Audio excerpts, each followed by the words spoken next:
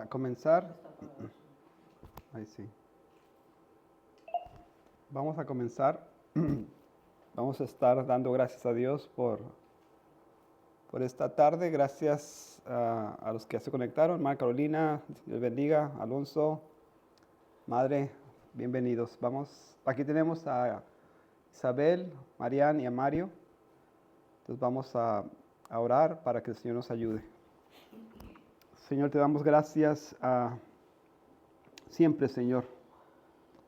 En todas nuestras circunstancias, en todos nuestros días, Señor, reconocemos tu grandeza, tu bondad, tu hermosura, tu misericordia derramada sobre nosotros, Señor, en cada momento.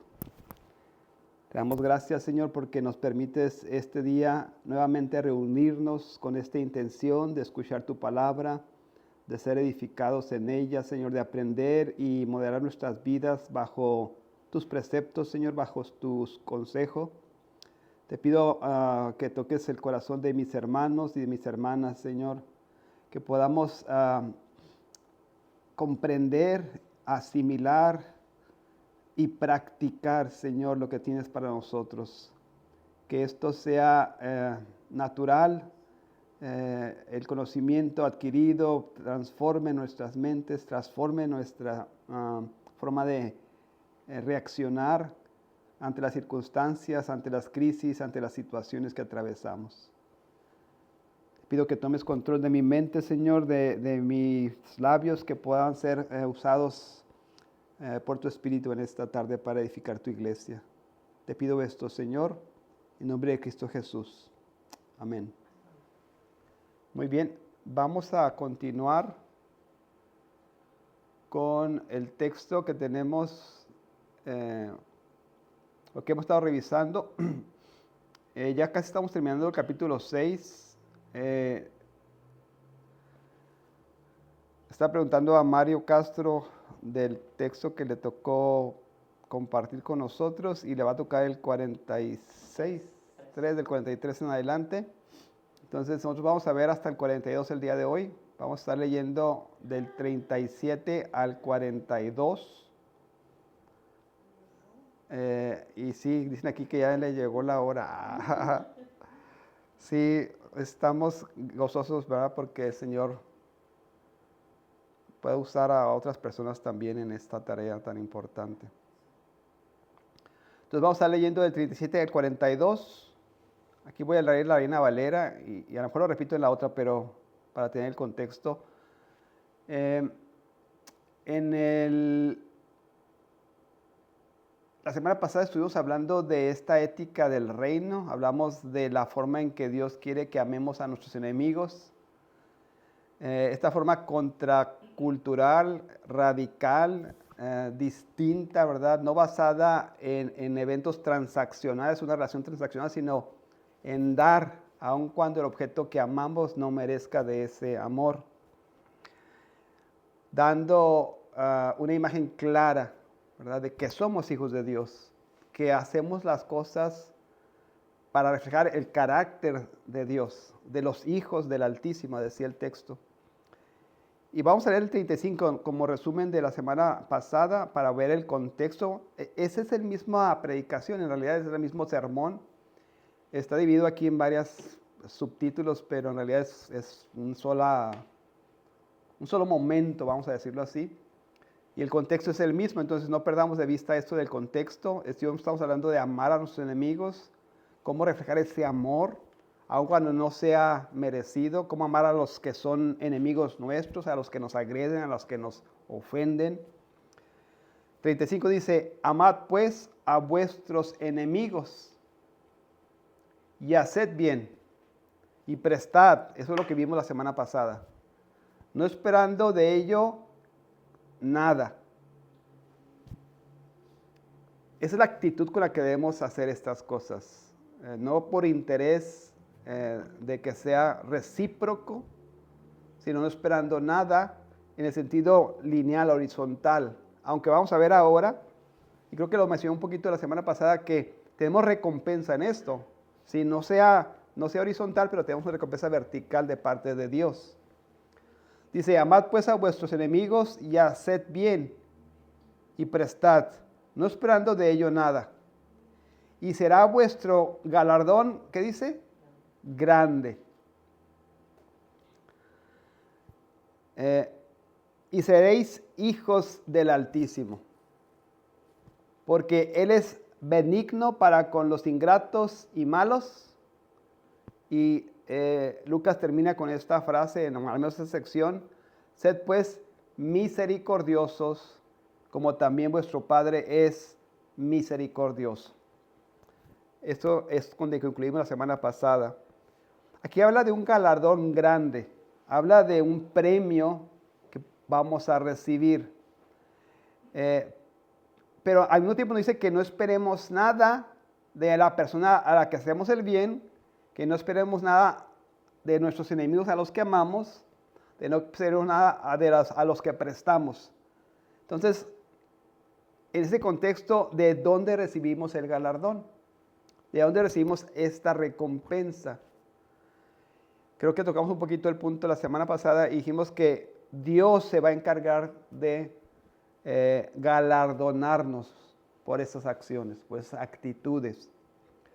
Dios se va a encargar de devolver, dijimos, en parte en este mundo, con beneficios físicos, con bendiciones físicas, pero sobre todo pensando en la recompensa que tenemos en la eternidad.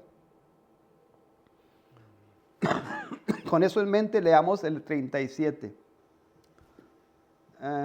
Dice, no juzguéis y no seréis juzgados. No condenéis y no seréis condenados. Perdonad y seréis perdonados. Dad y se os dará. Medida buena, apretada, remecida, rebosando, darán en vuestro regazo. Porque con la misma medida con que medís, os volverán a medir. Y les decía una parábola. ¿Acaso puede un ciego guiar a otro ciego? ¿No caerán ambos en el hoyo? El discípulo no es superior a su maestro, mas todo el que fuere perfeccionado será como su maestro. ¿Por qué miras la paja que está en el ojo de tu hermano y no echas de ver la viga que está en tu propio ojo? ¿O cómo puedes decir a tu hermano, hermano, déjame sacar la paja que está en tu ojo, no mirando tú la viga que está en el ojo tuyo? Hipócrita, saca primero la viga de tu propio ojo y entonces verás bien para sacar la paja que está en el ojo de tu hermano. Creo que no cambia mucho, la voy a leer también en la Biblia de las Américas. 37 dice, no juzguéis y no seréis juzgados. ¿Qué quiere decir esto? No juzguéis y no seréis juzgados. ¿A qué nos está llamando el Señor a través de Lucas aquí? ¿Nos está diciendo acaso que no debemos hacer una evaluación entre lo que está bien y lo que está mal? ¿Nos está llamando a no tener un discernimiento de lo que es pecaminoso o no pecaminoso? ¿A qué nos está llamando aquí? A la misericordia. A la misericordia. ¿En qué sentido? Explícame un poquito.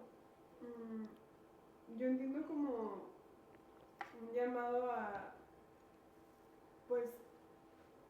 ser misericordiosos en ese sentido como de, pues no somos más grandes que el de a un lado, ¿no? O sea, entendemos que estamos en la misma situación, entonces no seas duro con la otra persona porque, pues así dice, ¿no? O sea, así como con la vara que tú me diste vas a ser medido, pues. Uh-huh. Y no seamos hipócritas porque, pues, el Señor nos perdona todo lo que hacemos y es misericordioso con nosotros y nos da bendición y todo eso, pero no se lo podemos extender a la otra persona. Creo que en mi entendimiento es a lo que se refiere. Sí, ¿alguna otra comentario, opinión?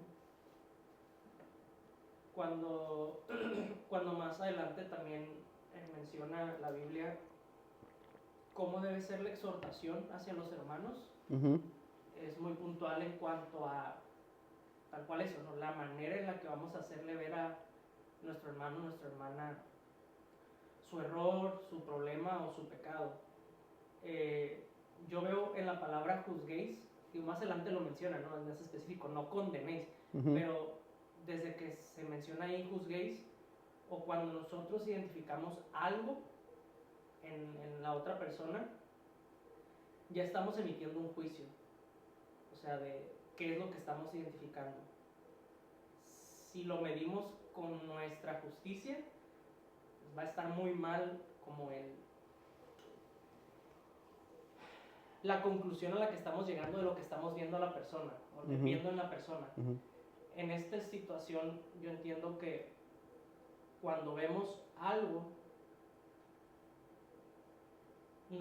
el Señor no nos llama a juzgar a la persona, no nos llama a decirle, a justiciar como la situación, nos llama en amor, en humildad, en misericordia, en bondad, a hablar con esa persona para hacerle ver qué es lo que está pasando en su vida. No emitiendo un juicio desde un inicio, acercarnos con ellos y como mencionarles, oye, es que veo esta situación porque desconocemos el contexto. Sí. Entonces, no lo veo yo como así de buenas a primeras, pecador, estás haciendo tal y tal. No, o sea, acercarnos con ese hermano porque a lo mejor es un error o un pecado que no está consciente que está cometiendo, porque no se le ha instruido correctamente. Sí. Pero si sí lo es, el hermano o la hermana pueden reaccionar de una manera pues como muy tajante y poner una barrera. No es lo que buscamos, es en amor como, oye, ¿sabes qué? Porque te amo, porque eres mi hermano, estoy identificando esto, ¿cómo te puedo ayudar? Sí, creo que tiene ese sentido. Quería hacer una aclaración ahí porque a veces pensamos que no hay ninguna esfera en la que podemos juzgar. Sí hay esferas en las que podemos juzgar. Cristo no está diciendo aquí que nunca juzgues en ninguna esfera. Porque, por ejemplo, lo que creo que decíamos semana pasada también, cuando hablábamos, por ejemplo, de el gobierno, de la policía, de la autoridad que tiene la iglesia para disciplinar a las personas. O sea, hay esferas en las que podemos ejercer juicio y somos llamados a determinar, ¿verdad?, el grado, por así decirlo, en el que la persona está incurriendo en una falta. Entonces, pero en este contexto, el que estamos viendo de amar a nuestros enemigos, de hacer bien a los que nos aborrecen, en este contexto Jesucristo nos está diciendo que hagamos lo que quieres que los otros hagan contigo también, ¿verdad? En ese sentido, ese es el contexto del que estábamos hablando. ¿Se acuerdan de la regla de oro que hablamos la semana pasada, no? O sea, de individuo a individuo, de persona a persona, de hermano a hermano, este es el principio que debes aplicar. A lo mejor en esferas distintas tienes otro tipo de autoridad, pero en esa esfera de hermano a hermano, de persona a persona, de individuo a individuo, el consejo que dijimos también la semana pasada, por defecto, si tengo alguna duda, lo que tengo que hacer es no juzgar. ¿Verdad? Y creo que dijo Mario algo como, a veces no sabemos, y lo más probable es que la persona que está pecando, lo más probable, no siempre sucede, es que la persona está pecando, pero no tiene la intención de alevosía para hacernos sentir tan mal como nos estamos sintiendo a veces. No sé si me explico.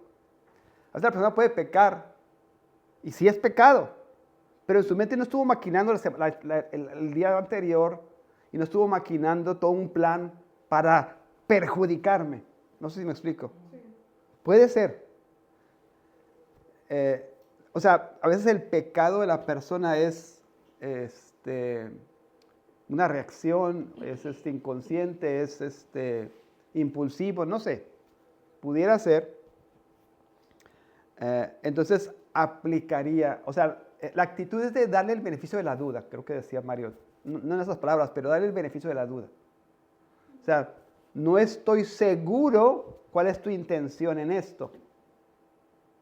No estoy completamente certero o comprendo por qué estás atravesando. Entonces, me reservo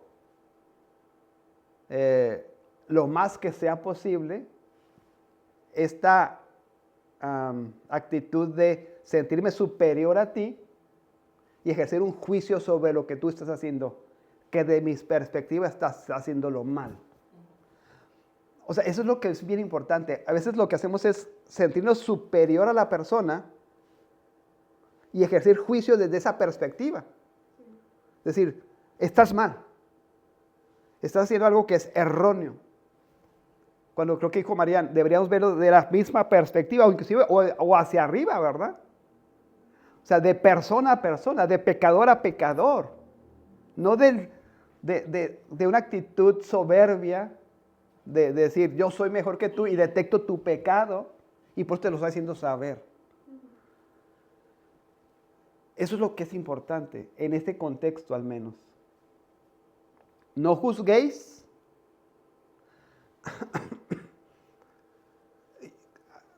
Digo, no lo tenía pensado decir esto, pero ahorita se me ocurrió. Cuando yo tenía situaciones en la iglesia anterior de llegar con una persona que había sido acusada, que había sido señalada de alguna falta. Estoy hablando ya de un nivel de disciplina, estoy hablando de que una persona declara haber sido herida, haber sido violentada, haber sido engañado, no sé, y llega al punto en el que lo lleva ante una comitiva de disciplina. Pero yo le rogaba al Señor, Señor, ayúdame por favor a no asumir que la persona acusada es culpable. No sé si me explico. A no asumir, o sea, yo en mi corazón realmente quería creer que la persona no era culpable.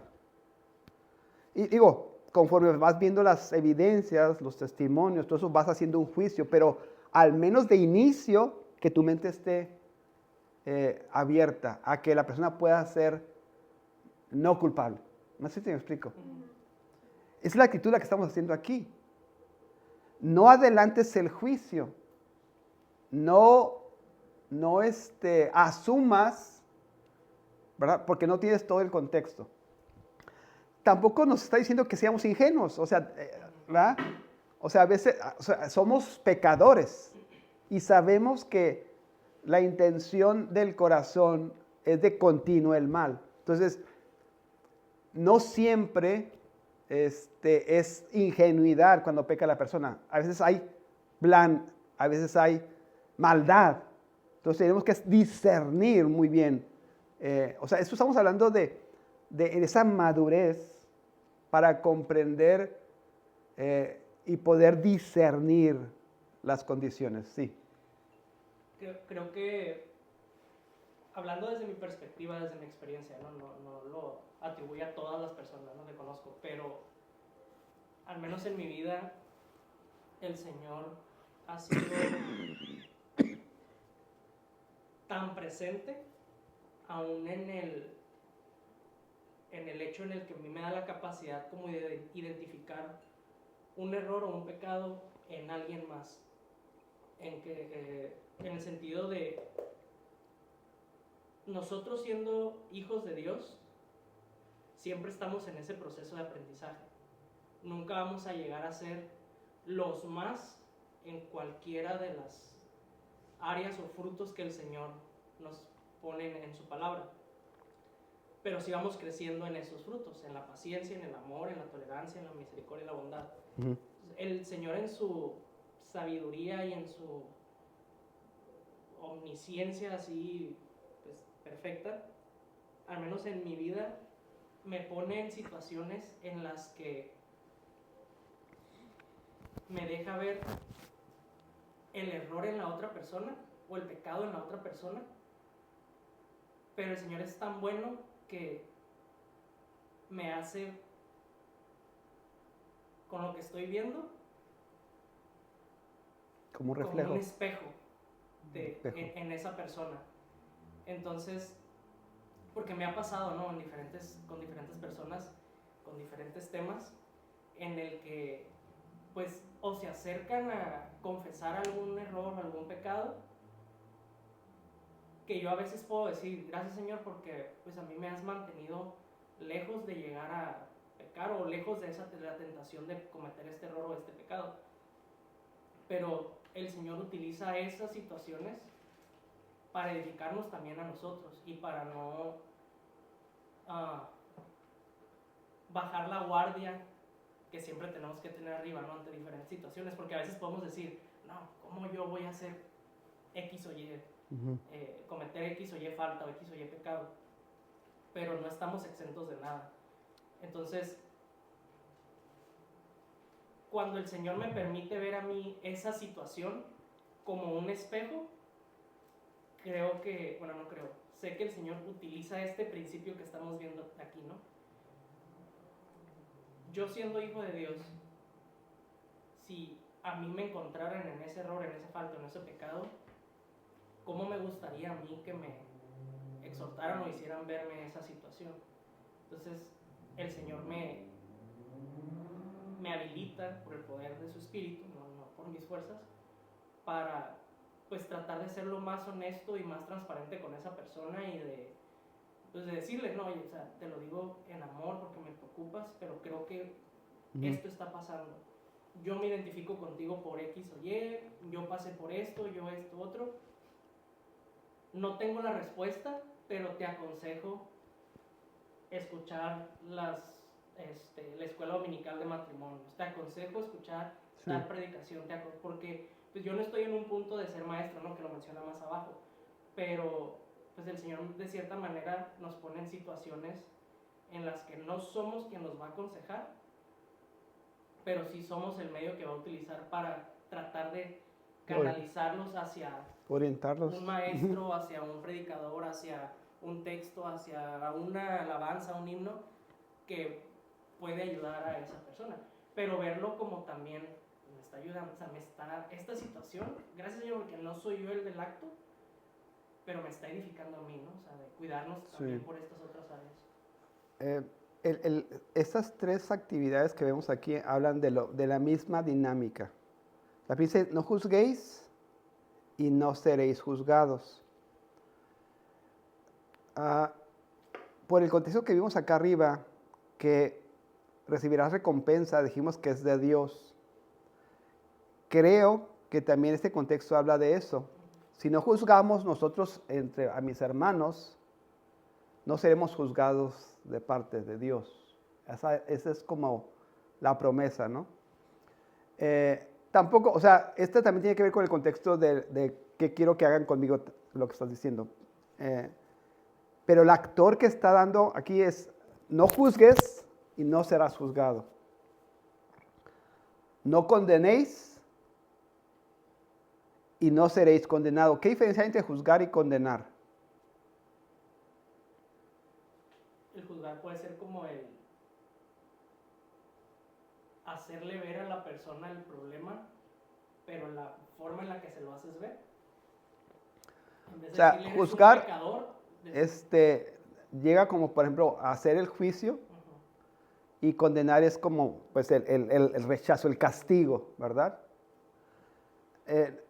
Habla desde la perspectiva de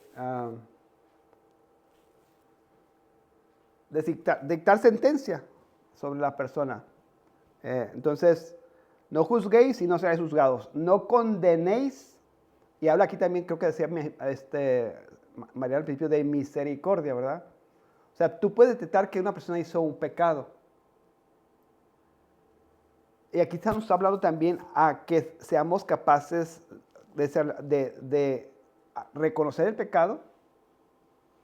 Sabemos que merecería un castigo, sería la condena, pero nos está llamando también a perdonar. Entonces, todo ese contexto habla de esa misericordia. Y como que, yo lo veo así como que una secuencia de pensamientos, ¿no? O de niveles en los que yo puedo estar analizando la situación de las personas. Y a veces, o sea, saltamos, o sea, sin tener la información completa, saltamos a condenar a la persona, ¿cierto? O sea, como que nos da pautas para decir, pues ejerce, pues checa que sea el contexto correcto, checa la intencionalidad, checa todo ese tipo de cosas para que puedas llegar a hacer un juicio y en base a eso evaluar la gravedad del acto, ¿no? Y luego nos dice, perdonad y seréis perdonados. Entonces, esas actitudes son parte de la ética a la que somos llamados. Son parte de las formas en la que debe manejarse un hijo de Dios. Sin juzgar, sin condenar y llevado al perdón. O perdonar cuando pues, sea necesario el perdón, ¿verdad? Como dije al principio, no quiere decir que sea una... O sea, si comparamos, por ejemplo, con los 10 mandamientos, que es una ley absoluta, no vas a matar, ¿verdad? No mentirás. Este es un principio más que una ley absoluta, como que se aplica en la esfera que estoy hablando, ¿no? De individuo a individuo. En otras esferas pudieras hacer juicios como decía yo, de la cuestión de disciplina en la iglesia, o un juez que ejerce las leyes y que tiene que dictar sentencia cuando se violentan las leyes, el gobierno, etcétera, etcétera. O sea, no es un principio absoluto, es un principio que se tiene que contextualizar en la esfera en la que estamos obrando, trabajando, ¿no?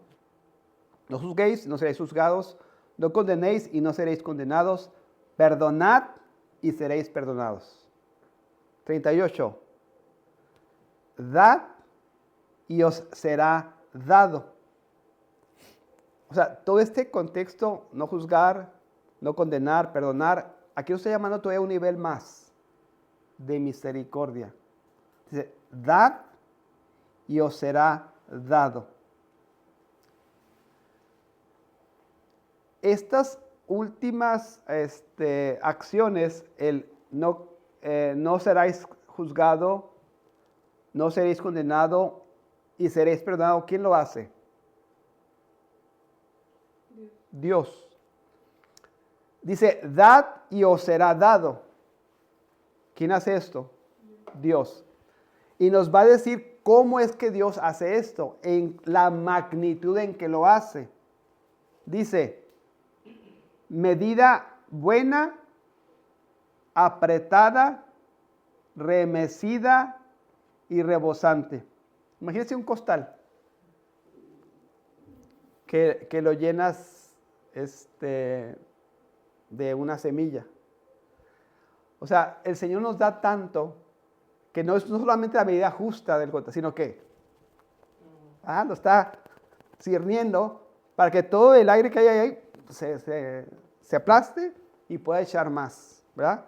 Entonces, apretada, remecida, y no solamente eso, sino que rebosante, al grado que se va a derramar sobre el regazo. Va a tener que como que, pues, oye, ¿dónde pongo todo esto? ¿No? Aquí como que cacharlo. Ese es el grado de bendición que recibiremos, es el grado de compasión y misericordia, es el grado de gracia que estamos recibiendo de parte de Dios. Y esto es a lo que aspiramos, esto es a lo que aspiramos, esto es a lo que, no fue la idea. Algo que queremos hacer, ¿no? O sea, Sí, a lo que somos llamados, ¿verdad? A lo que somos llamados. La recompensa. Creo que llegué para eso. La recompensa, en realidad, acá en el contexto dice que no esperemos nada. En el nivel de persona a persona, dice, si tú amas a tu enemigo, lo más probable es que ese enemigo pues, no te vaya a amar de regreso. Si tú prestas, lo más probable es que ese préstamo a lo mejor ni siquiera va a regresar. Entonces, no te preocupes por este nivel. Yo, tu Dios, me voy a encargar de que recibas la recompensa que ese acto merece, ¿verdad? Entonces, nuestra confianza no está en que la persona me va a amar de regreso, la persona va a regresar lo que yo estoy invirtiendo en él o en ella, sino que lo voy a recibir en esta medida tan abundante de parte de Dios, ¿verdad? Mi Salvador. No menciona que va, desde la perspectiva de la otra persona, vamos a dejar de ser su enemigo, ¿no? No, O no. sea, eso No esa siempre. no es la recompensa. Eso no va a ser la recompensa. No va a pasar. Perdón. ¿Algún comentario de los hermanos que están en línea? Luego se me olvida, aquí Isabel me estaba recordando. No, todo bien, gracias. ¿Todo bien? Ok. Ahí escuché a alguien más. ¿Todo bien? ¿Todo bien? Ok.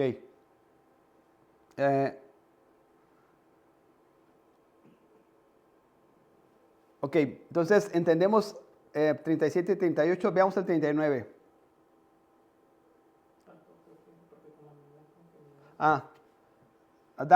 Ok, sí. Rebosante y vaciar en su regazo. Porque con la medida con que midáis, se os volverá a medir.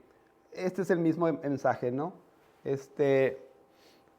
Si juzgas, vas a ser juzgado. Si condenas, vas a ser condenado. Si no perdonas, no vas a ser perdonado. O sea, con esa misma medida vas a recibir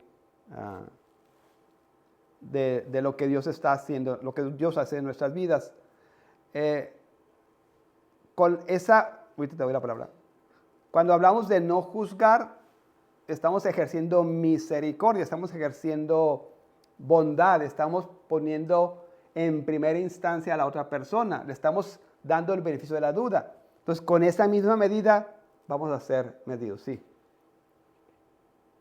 Cuando Jesús habla aquí de como de esa equivalencia, vamos a llamarlo así, con la que nos va a él a medir y recompensar, creo yo que lo que promete aquí el Señor es, o sea, tenemos que verlo como algo inmenso, en el sentido de nosotros somos misericordiosos, o somos perdonadores, o somos amorosos o bondadosos, sí, porque el Espíritu nos habilita a hacerlo, pero en nuestra capacidad humana. Sí, no en la magnitud de la que estamos hablando. Entonces, ¿verdad? cuando el Señor, digo, a lo que hemos hablado y nos ha enseñado, ¿no? Cuando el Señor nos esté galardonando, puede ser que nos diga, mira, en esta situación, tú fuiste misericordioso. A lo mejor en ese momento no nos costó, a lo mejor sí nos costó y lo logramos, pero que el Señor me pague mi capacidad de misericordia que extendí a esa persona con la misericordia perfecta de Dios, o sea, esa recompensa, o sea, no hay manera como de explicarla ahorita, creo yo, ¿no? O sea, no nada más es, o sea, sí es el hecho del perdón de mis pecados y mi conciliación con Dios, pero esa recompensa que viene de parte de Dios no es 1 a 1, o sea, es 1 a Sí, infinito, es la idea ¿no? del 38, ¿no? Que es esa medida buena, apretada, remecida, rebosante. O sea, en la calidad de perfección. O sea, cuando nosotros ejercemos o derivado del carácter de Dios, podemos ser misericordiosos, ese es un reflejo pequeño de la misericordia de Dios. Ese es un reflejo milimétrico, ¿verdad? Comparado con la misericordia que recibiremos. O sea, nosotros reflejamos el carácter de Dios, pero al punto de Mario, cuando seamos los receptores de esas bendiciones, van a ser en la magnitud que Dios puede expresarlas, ¿verdad? Esa misericordia, ese amor, esos galardones van a ser en la capacidad, en la inmensidad, en la majestad de la persona que lo está otorgando. Sí, es bien importante que entendamos. A veces la gente cree que la vida cristiana es una de solamente sufrimiento. Y yo no estoy peleado con el sufrimiento, pero tampoco estoy diciendo que esa sea la única parte de la vida cristiana. Dios nos recompensa por lo que hacemos. Dios nos quiere que seamos felices y quiere que entendamos que la felicidad plena que quiere que experimentemos no va a ser siempre en nuestra vida física. Esa felicidad plena va a ser nuestra, completa, rebosante en la presencia de Dios, ¿verdad? Pero no quiere decir que no vamos a recibir recompensas durante nuestra vida, ¿no? Porque Dios es así, quiere galardonarnos, quiere recompensarnos. Él es un Dios que quiere servirnos, que quiere que vivamos plenamente en sus bendiciones. Cuando actuamos bien y reconocemos de dónde viene nuestra acción, la acción inmediata o la sensación inmediata en nuestra vida es de paz, es de gozo, es de regocijo, de tranquilidad y se siente bien. Uh-huh. Cuando sabemos cómo debemos actuar, cómo debemos reaccionar y cómo debemos ser con esa persona en ese momento y no lo hacemos, el pesar que hay después de eso es grande. Sí. Entonces, el pesar no es el Señor poniéndonos piedras en nuestra mochila, no una expresión como muy coloquial. No, es mi carne en lucha con mi espíritu, con mi corazón, en el sentido de, oye, tú sabías qué tenías que hacer. O sea, y el espíritu es el que te está arrullando. O sea, tú sabías qué tenías que hacer y no lo hiciste. Uh-huh.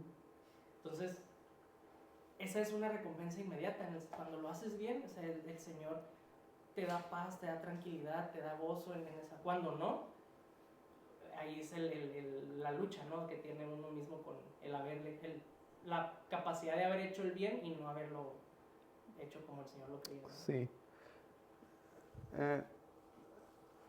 Cuando estamos en la voluntad de Dios, esto es evidente y creo que de alguna manera todos lo experimentamos.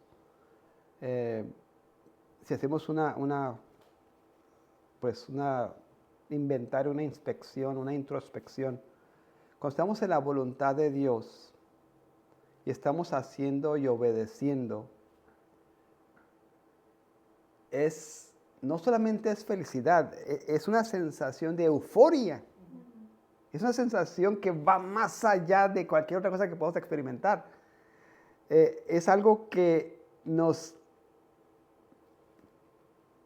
nuestra vida es revitalizada, que nuestra vida es fortalecida, que nuestra vida es, o sea, hablando de lo que Mario está diciendo, ¿no?, de esa recompensa inmediata.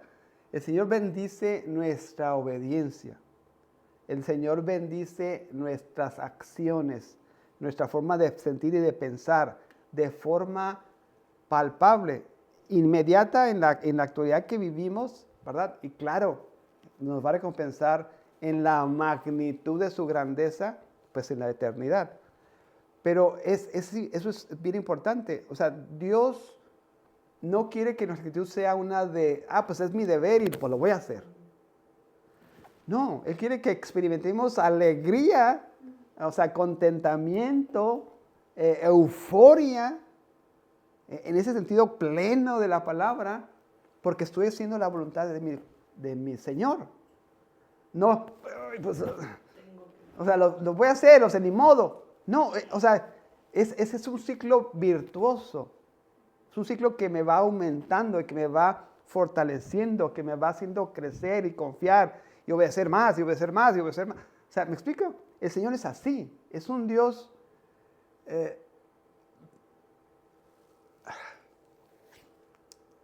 bueno, claro.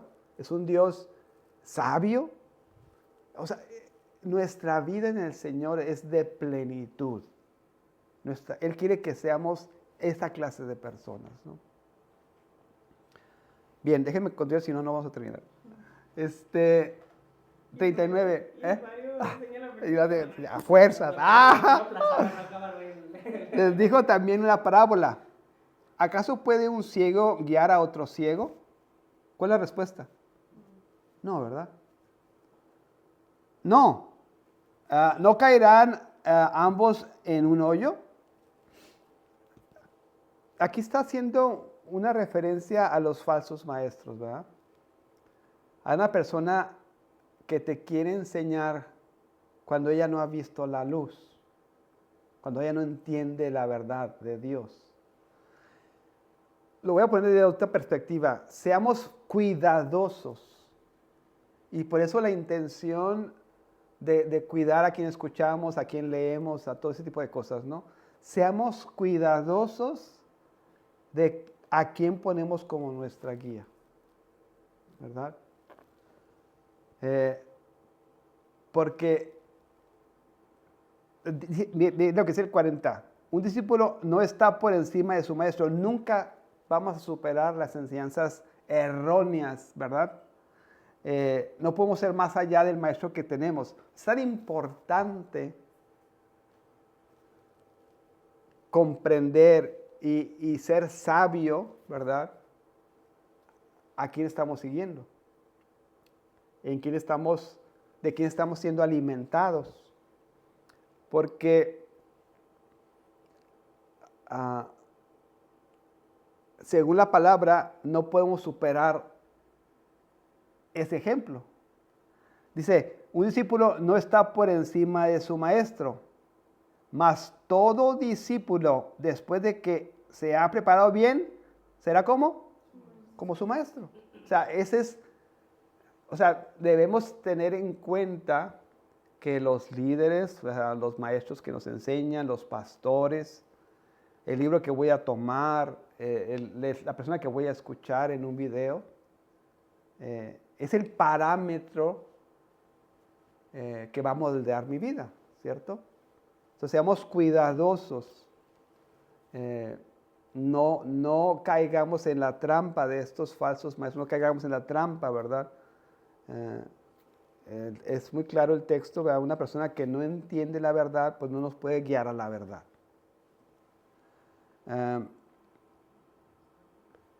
Y luego rápidamente, o sea, como que hay muchas enseñanzas rápidas, ¿no?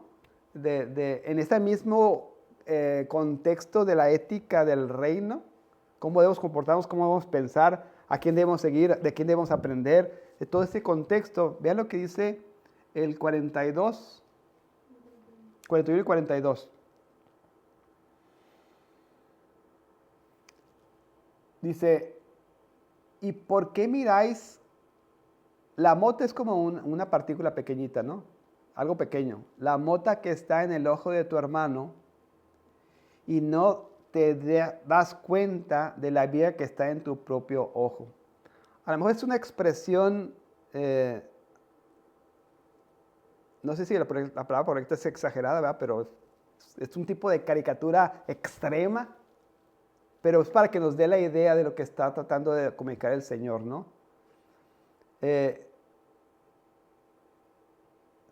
Dice, a veces tenemos esta actitud errónea. Somos muy rápidos a señalar las pequeñas manchas de la otra persona sin darme cuenta, ¿verdad? El grado de persona, la calidad de persona que soy. Seamos cuidadosos y para tener la autoridad moral de señalar a la otra persona, primero tengo que hacer el autoexamen para decir,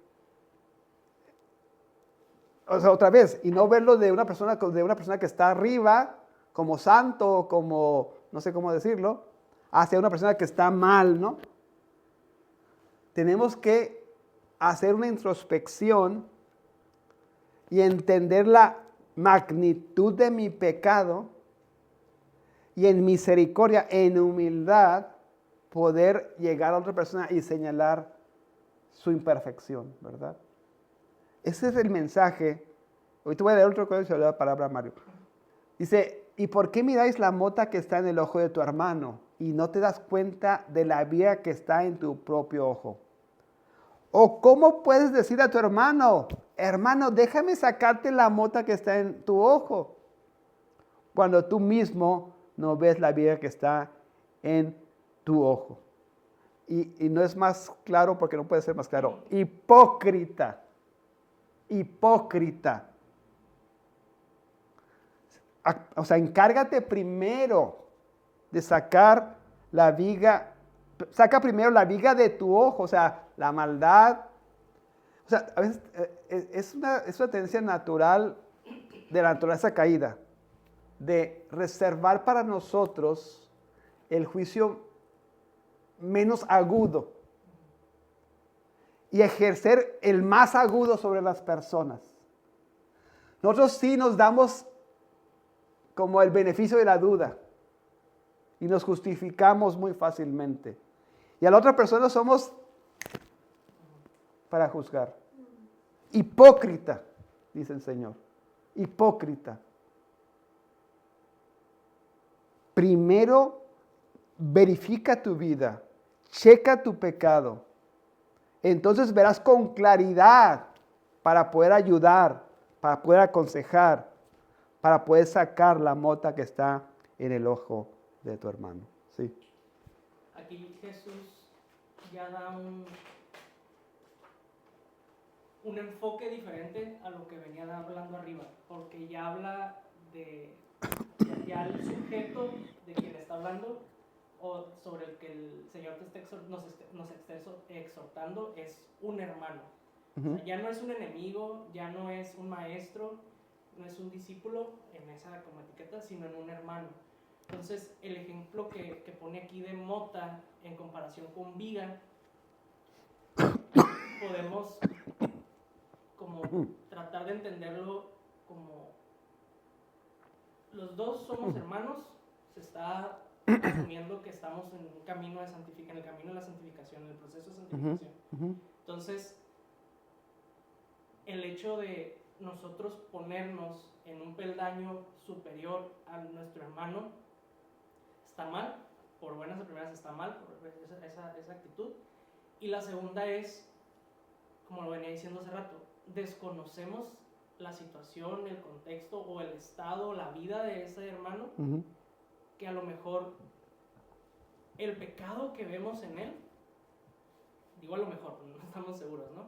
Pero el pecado que vemos en él, o sea, ya es un pecado con el que viene trabajando de años, de mucho tiempo, ya en su proceso de santificación ya está más adelante en ese pecado. No dejamos de ser pecadores, pero desconocemos el pesar con el que cae en pecado, desconocemos el arrepentimiento con el que se acerca a Dios en búsqueda de esa perdón, de esa misericordia. Y a lo mejor nosotros, viéndolo desde arriba, más bien no vemos, porque somos ciegos, lo dijo el Señor arriba, que el pecado que yo estoy cometiendo es suficiente para mi condenación, es suficiente para mi muerte espiritual. Entonces, es esa, como podemos verla como esa comparación, ¿no? De, voy a decir un ejemplo. Yo miento, ese es mi pecado, pero en el hermano también veo una mentira. O sea, a lo mejor yo miento, y sé que mentir está mal, pero lo hago deliberadamente. O no hay tanto remordimiento en hacerlo, en cometerlo. Hay justificación. Ajá, desde nuestras bases de justicia, ¿no? Pero en ese hermano, a lo mejor el hermano ya va en un punto mucho mayor, mucho más avanzado en ese proceso en cuanto a la mentira. Entonces, es ese peso, ¿no? O sea, la mentira es la mentira, el pecado es pecado y se castiga con muerte. Entonces, Es por eso que en nuestra vida el pecado es una viga. En la vida de los hermanos no sabemos si esa viga ya se está convirtiendo en mota o en qué punto. Sí, y aquí creo que también el sentido es de cuando tú evalúas, siguiendo con ejemplo, la viga de tu pecado, evalúas el grado de maldad de que has cometido y que eres capaz en tu mente y que eres capaz. Y luego dices, Señor, pues tú me perdonaste. O sea, he recibido misericordia cuando tú sabes la magnitud de tu pecado. Y a veces nos atrevemos a hacer juicio, ¿verdad? Sobre algo que ni siquiera tenemos todo el contexto. Y no ejercemos esa misericordia que hemos recibido.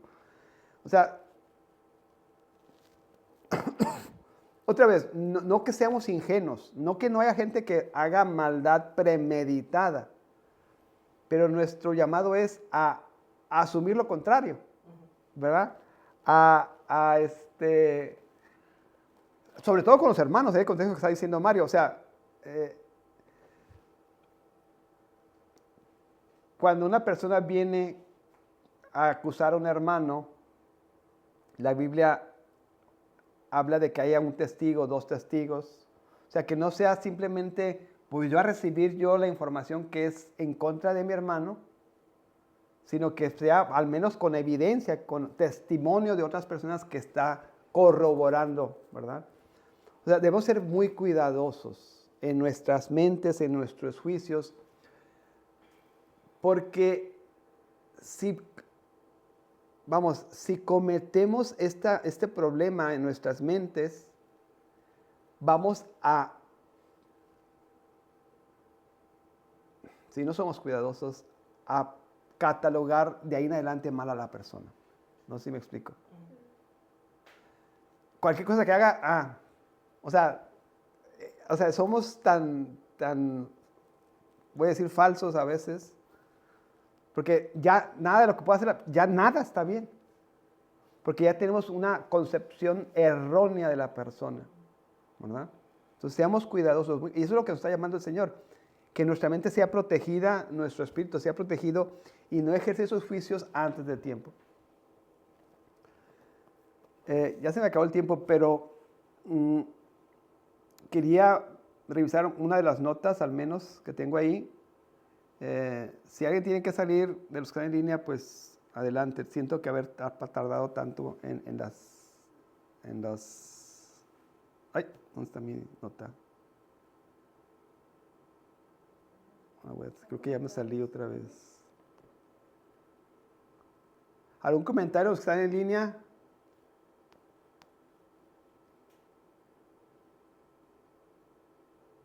No, todo bien, gracias. Todo bien, ok.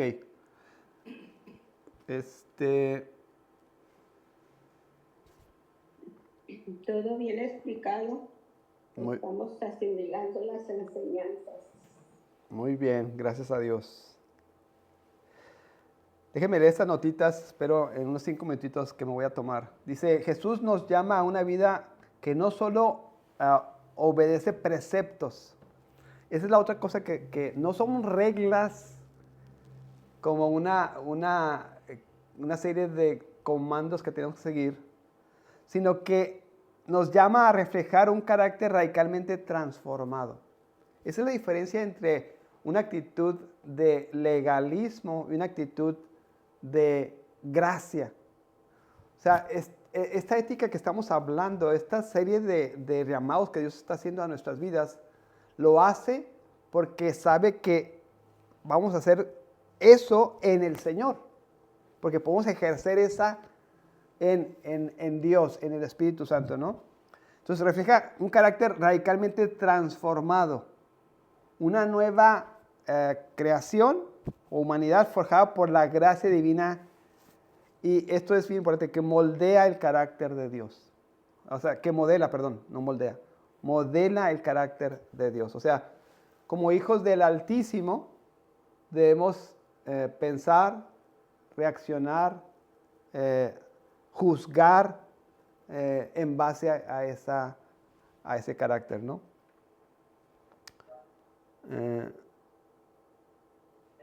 Ok.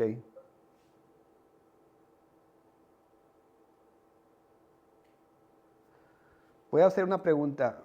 Bueno, voy a leerlo. Ayúdame a leerlo, Mariana. El primer puntito.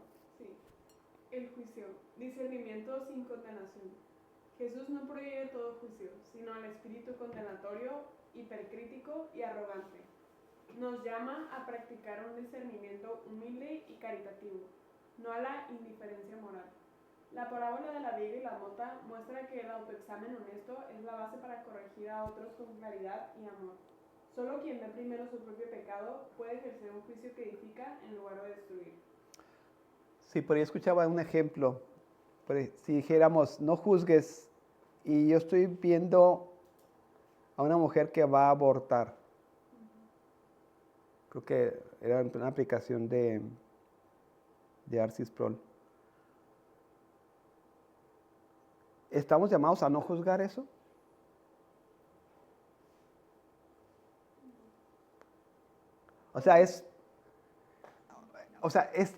Nuestro juicio debe estar alimentado de la palabra de Dios.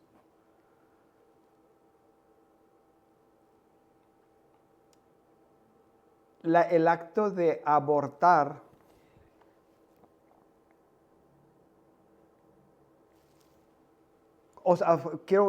pues un extremo, ¿verdad? ¿Cómo aplicaría esto de no juzgar en esos casos? Creo que la idea es no que seamos neutros o como densos hacia el pecado, sino que reconocemos el pecado en la otra persona, pero primero reconozco el pecado en mi vida, porque así te da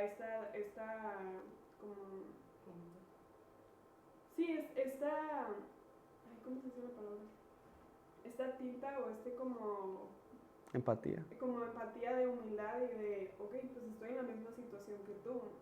O sea, cómo nos ayudamos mutuamente, ¿no? Cómo construimos en vez de, te digo algo lo suficientemente duro como, tal vez con la mejor de las intenciones, pero es duro y te destruye en vez de te edifica, o te aleja en vez de acercarte, ¿no? Creo que es como, pues, ser muy amorosos en eso, ¿no? Porque en realidad, pues, no somos nadie para juzgar a la otra persona, pero sí es necesario y la Biblia nos llama a señalar el pecado. Sí, eso que quería hacer diferencia. O sea, el hecho de que diga no juzgues no quiere decir que no somos llamados a señalar lo que es malo, lo que es pecaminoso, lo que es en contra de Dios, ¿verdad? O de su voluntad, de sus leyes. O sea, no quiere decir, pues es tu vida, hazlo como tú quieras, yo no te puedo juzgar. No. Eso no es no juzgar. El hecho es cómo te hago saber que está mal con la intención de edificar tu vida y no de destruirla y no de condenarla, ¿verdad? Pero no puedo decir, si no es pecado para ti, pues no es pecado. No sé si me explico. Es decir, no llegas con la etiqueta de homicida, ¿no? O sea, llegas con una visión de lo que vas a hacer es en contra de Dios, es una afrenta contra Dios. Digo, como hombre es muy difícil como hablar de eso, o como a querer hacerle ver a una mujer eso, pero el juicio está ahí, creo, ¿no? En esto que está haciendo está mal. O sea, sí, es identificar el pecado como pecado. O sea, no sé si, habrá como momentos en ese proceso, ¿no? Si está pensando o si ya lo cometió, o sea, en qué momento está la persona, pero no podemos decir no es pecaminoso. O sea, es pecaminoso. No podemos decir, eso no importa. No, sí importa. Está en contra de la voluntad de Dios. La actitud es desde una perspectiva de edificación, ¿verdad? De cómo ayudar a que esa persona, porque el Señor al final nos llama a que esos pecadores sean traídos a la cruz para ser perdonados, ¿no? Entonces, ese es el tipo de madurez y discernimiento al que debemos llegar. No está diciendo Jesucristo que no señalemos el pecado. No está diciendo que no enfrentemos lo que está mal o la injusticia, pero lo hagamos desde la perspectiva del reino, en misericordia, en edificación, en perdonar. En ese mismo contexto, ¿qué pasa cuando, creo que lo dije una vez en la iglesia, una persona, y no sé si pasa eso en la iglesia, pero viola, un hombre que viola a una mujer, o un maestro que abusa de una de sus alumnas. ¿Qué pasa en qué sentido? Somos llamados a perdonar. ¿Cómo perdonamos eso?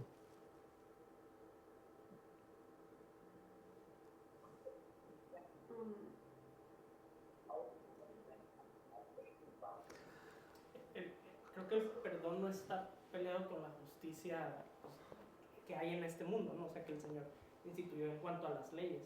O sea, no vamos a tomar justicia por nuestras propias manos o nuestra propia cuenta.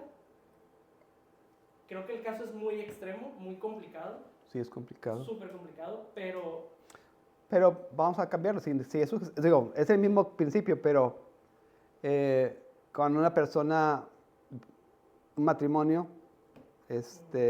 uno que engaña al otro, ¿no? No mató a nadie. Creo que, no sé si parte de la base de si la otra persona está buscando, pues, ser perdonado, ¿no?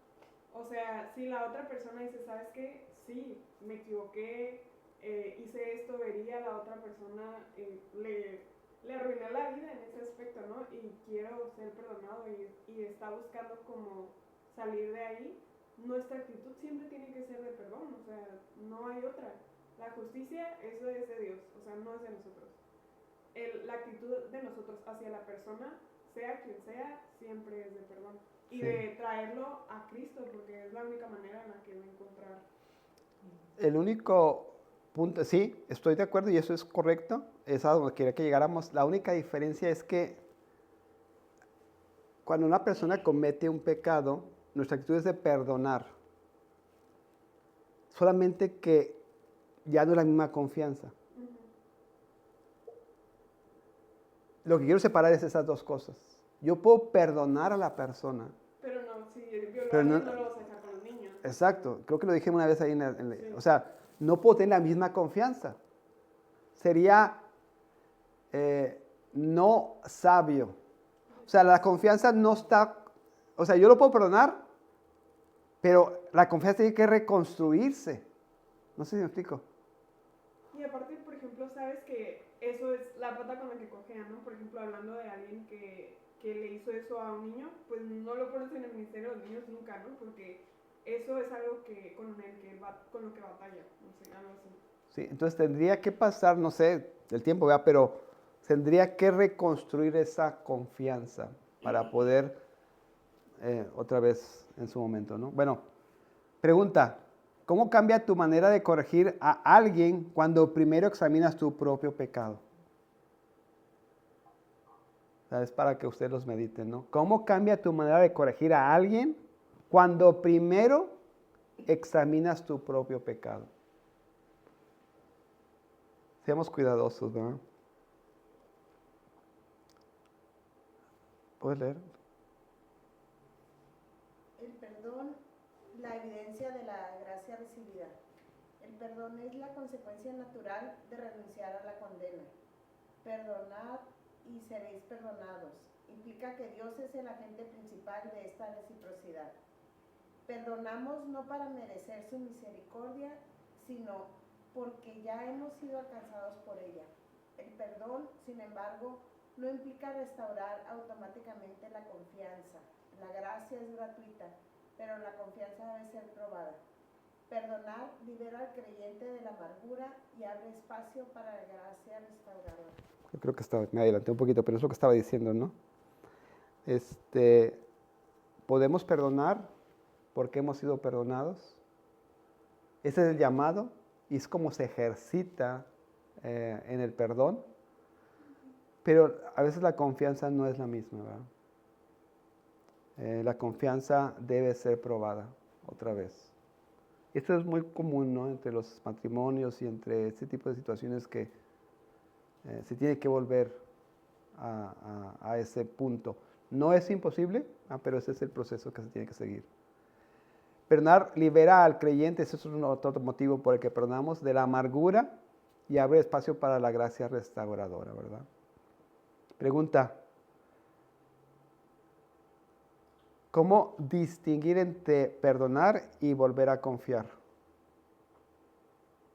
Creo que ya lo respondí, pero ¿cómo distinguir entre perdonar y volver a confiar?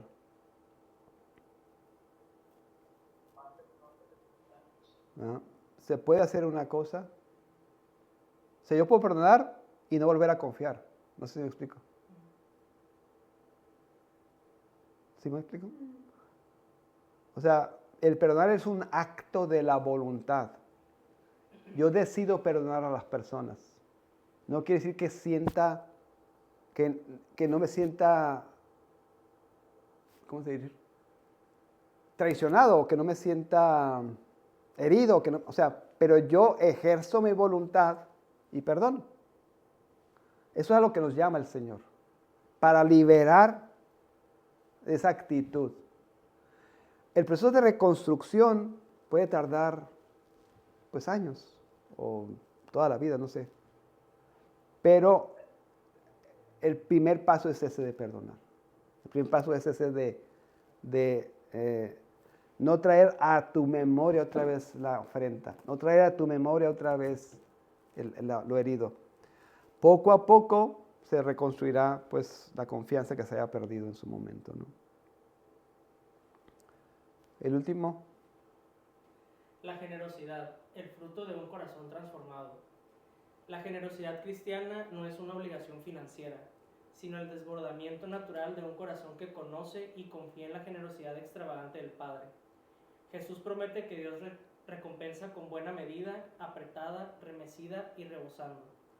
El discípulo no da esperando algo de las personas, sino confiando en la recompensa divina. La tacañería es incompatible con la naturaleza de un hijo del Altísimo. Sí, cuando entendemos la grandeza de Dios, la grandeza de la recompensa, la grandeza de mi futuro en Dios, de ahí podemos derivar la generosidad necesaria, ¿verdad?, para nuestra vida diaria. Porque no importa si esta persona me regresa, no importa si, inclusive que si soy engañado en el proceso, porque yo sé que la recompensa viene de Dios, ¿no? ¿Qué verdades sobre Dios necesitas creer más profundamente para poder dar con liberalidad? O sea, no podemos llegar a esto de dar con liberalidad si no entendemos el carácter de Dios, las promesas que Dios nos hace, la recompensa que tenemos reservada en los cielos, ¿verdad? Entonces, entre más conocemos eso, alimenta nuestra posibilidad de dar con liberalidad. ¿Okay? Bien, vamos a orar para terminar. Yo sé que estos temas son para bastante y eso nos debe ayudarnos a nosotros, a nuestra vida, a cómo percibimos las interacciones con nuestros hermanos, con las personas que interactuamos, sea en la iglesia, sea en la familia, sea en el trabajo. Somos llamados a esta ética, a esta forma de interactuar, a esta forma de relacionarme con las personas, porque somos hijos de un Dios misericordioso. Sed misericordioso, porque vuestro Padre en el cielo es misericordioso. Sed perfectos, porque vuestro Padre en el cielo es perfecto. Vamos a orar. Señor, te damos gracias y te rogamos, Señor, que estas enseñanzas, estos principios de conducta, de pensamiento, sean en nuestras vidas, Señor. Ayúdanos, Señor, a reaccionar, a juzgar, a perdonar, a interactuar con mis hermanos y las personas que están a mi alrededor con estos principios, Señor. Que no sea desde una perspectiva soberbia o superior, sino de una perspectiva, Señor, que reconoce el pecado personal antes de juzgar a las personas. Una perspectiva, Señor, que reconoce la misericordia recibida por Dios y con esa misma extendida misericordia que nos rodea, Señor. Ayúdanos a amar a las personas que tenemos a nuestro alrededor, a edificar sus vidas, a levantarlas, Señor, en sacrificio, en obediencia a ti, en amor, por el amor rebosante, Señor, que hemos recibido de tu parte. Te doy gracias, Señor, por mis hermanos y hermanas que escuchen estas palabras y te pido que sean realidades, obrando, trazando su destino para tu gloria, Señor. Todo eso te lo pido en nombre de Cristo Jesús. Amén. Amén.